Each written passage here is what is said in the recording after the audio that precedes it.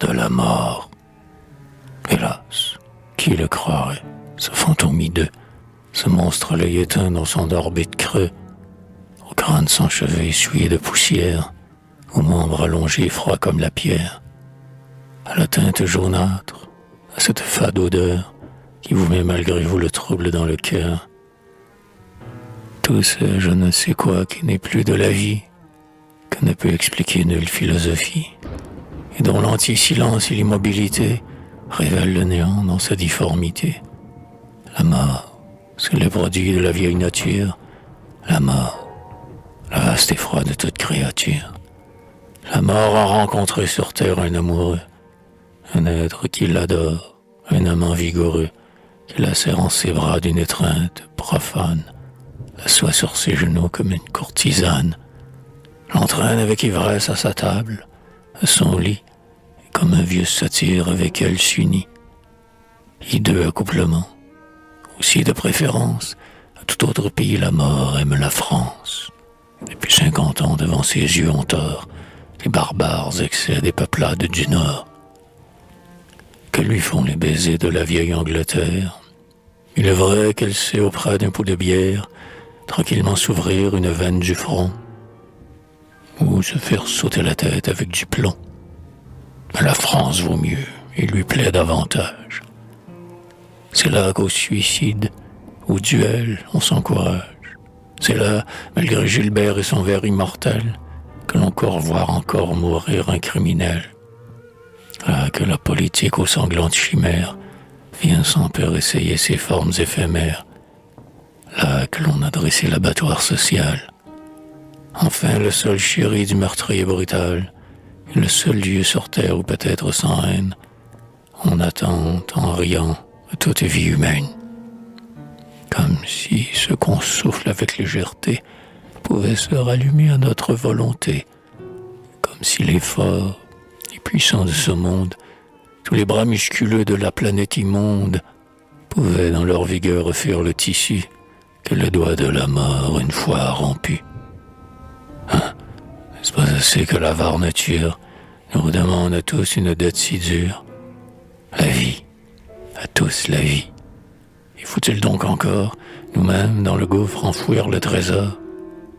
Ah, n'est-ce pas assez de la pâle vieillesse, de tous les rongements de la vie en faiblesse, du venin dévorant des soucis destructeurs, et de la maladie aux plaintives douleurs?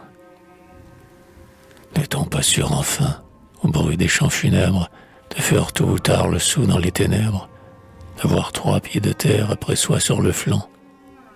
Ne doit-on pas mourir? S'il faut que notre sang s'épanche, il est toujours des cas en cette vie où l'on peut le verser avec quelque énergie.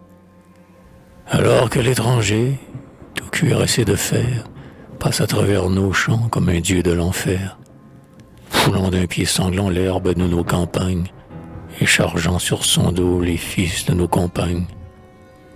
Quand le bouclier d'or qui doit tous nous couvrir, l'honneur de notre nom est près de se ternir, ou bien lorsque la loi, violée et maudite, répand des flots de pleurs par la ville interdite. Ah, voilà le moment, et le sang qui se perd à toute la cité, du moins profite et sert. Mais tel n'est pas le train ordinaire des choses. Ce n'est point pour le juste et pour de telles causes que la mort violente aime à faire ses coups. C'est pour de vélochets, des rêves d'hommes sous, une vaine piqûre, une raison folâtre, une affaire souvent de luxe ou de théâtre, une froide parade, et, sans savoir pourquoi, le désir d'occuper les langues après soi. Vanité, vanité, je connais ton empire, et je retrouve en toi toute notre satire. Ô fille de l'orgueil, ô terrible fléau d'un peuple au cœur sans fiel, mais au faible cerveau. Toujours ton noir venin distillé sur ma race, du haut jusqu'en bas, on corrompra la masse.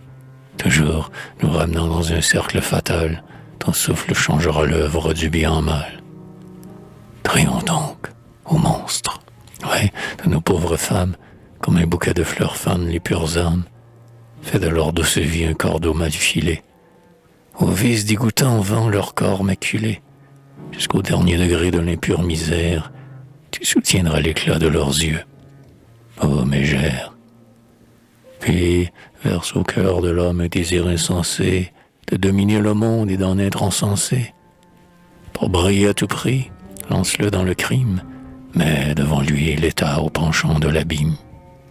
Invente des forfaits inouïs sans nom, qu'importe que le sang ruisselle à gros bouillon, que le soleil se voile et la terre frémisse, que la tombe en un jour dans son ventre engloutisse.